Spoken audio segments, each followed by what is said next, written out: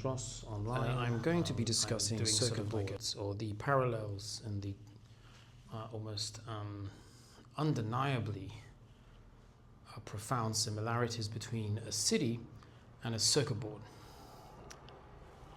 Main parts of a circuit board.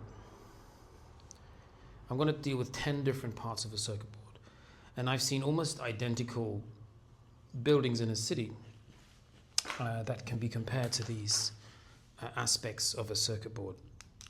Now, a passive circuit board has components. A motherboard on a computer or a PC, your cell phones,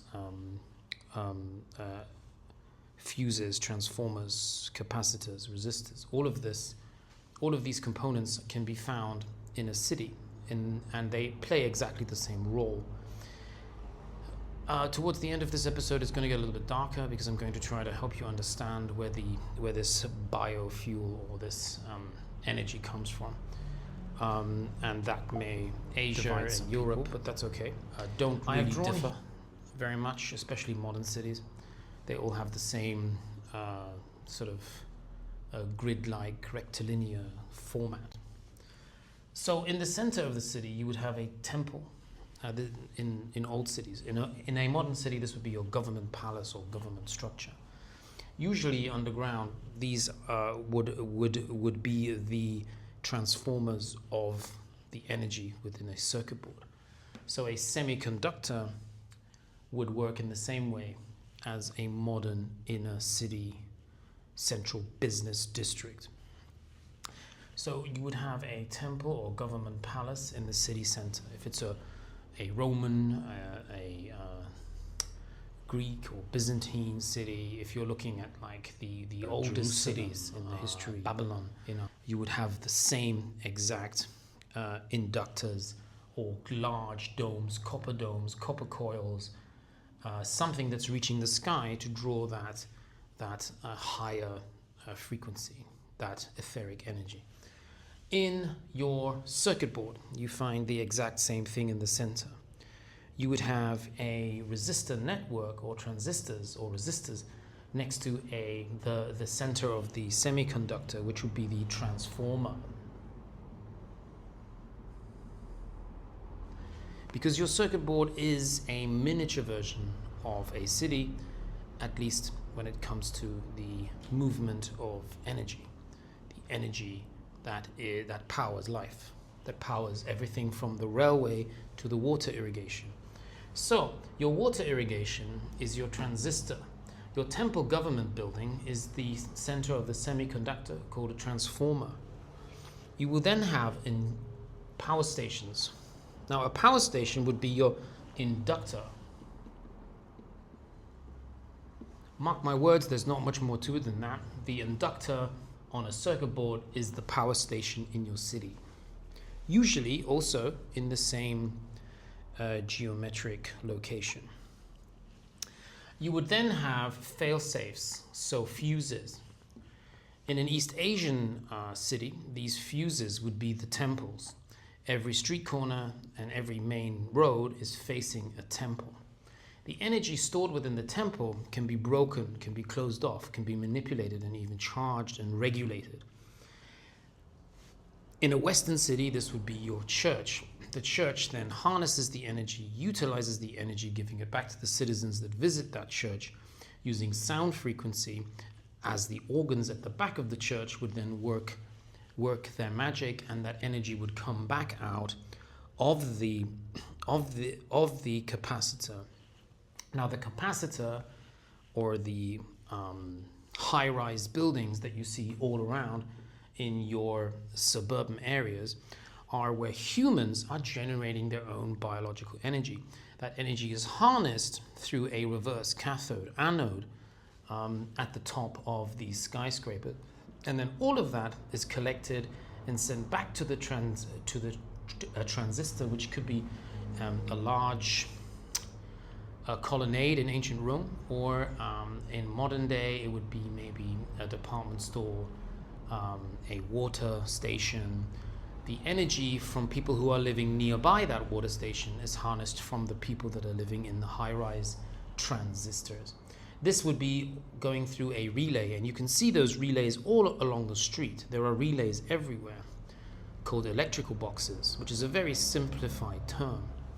In ancient Rome, these would have been your alcoves where people could go and they would feel that energy, they would be empowered by it. Your small temple in an Asian city, your small shrine where you are remembering maybe your ancestors. And then when you burn money to your ancestors, you are sending that energy out too. But it all comes from the people that are living in the housing areas. That's the energy. That's where it's being siphoned from. Now, you also have a varistor and a resistor. This means that there's enough energy to then go up to like public transportation.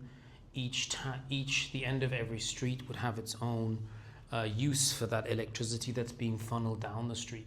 You will always need to have a river, and now this sends energy from one city to the next. So if one city has a low population with a low amount of bioenergy, but a lot of etheric energy because there's a lot of sunlight and it's higher up in the mountains, which is usually the case, less people are going to live in smaller towns in the mountains than in the cities where there's more amenities, more energy there. There are more people there, so there's more energy. So up in the mountains, you're going to get more etheric energy, and you want that too. You want the etheric energy to be used along with the bioenergy, because our energy is being drained from us if we're living on top of each other on these large, much like in the Matrix, people living on top of each other. There isn't much kind of a higher sort of frequency happening if you're living on top of each other, because you have all those other floors that you have to go through to even start to have any kind of dream or higher sense of consciousness. So as people are living in these capacitors and their energy is being siphoned off, it is then being sold back to them through their electricity bill. So that's the idea of a circuit board city. So we're living in circuit board cities. Finally, you have the PCB trace. Now, what is the PCB trace? Or Thrace? Well, Thrace is a classic example of one of the first enormous cities that had these wonderful road networks. Every Roman city had two streets. One obviously went east to west, one north to south. And the CBD trace are these tiny little roads that you get.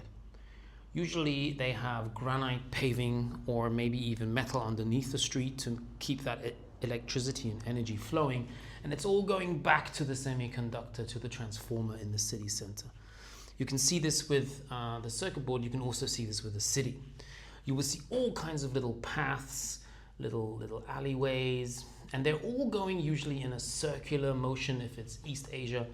And then if you look at some of the Tartarian cities on Earth that have been repurposed and built into modern cities, you will have that underground water irrigation, this beautiful sewage drains underground. You will have the Snake River coming through to bring that natural energy, which is then combined with the human energy and the etheric energy. There are altogether 7 types of energy that can be transformed into electricity. From the resistor to the capacitor, from the inductors to the transformer. The inductor power station will be very close to the transformer. Then you have your fuses, you have the CBD traces, which is the energy flow. All energy flows in the same way, so you need to build your roads facing important buildings, temples, town halls, art galleries, schools, railway stations, all have to be supplied with this energy. So if there is no sun for a prolonged period of time, there is still bioenergy coming from the people because you're still siphoning it, life energy from the population.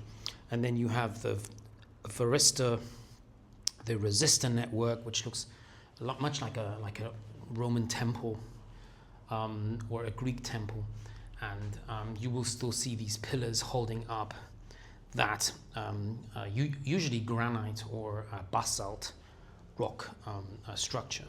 In modern cities, you will still need to have the same metals. You still have to rely on the same metals. That's why obviously a lot of buildings had copper pipes, because you are enhancing the frequency of the water. You're recalibrating the water as you're drinking it. Copper pipes were used for that purpose.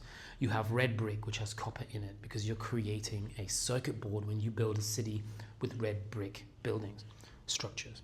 So then in the city center, sometimes you have a very beautiful colonnade, a domed structure. It could be a town hall or a cathode.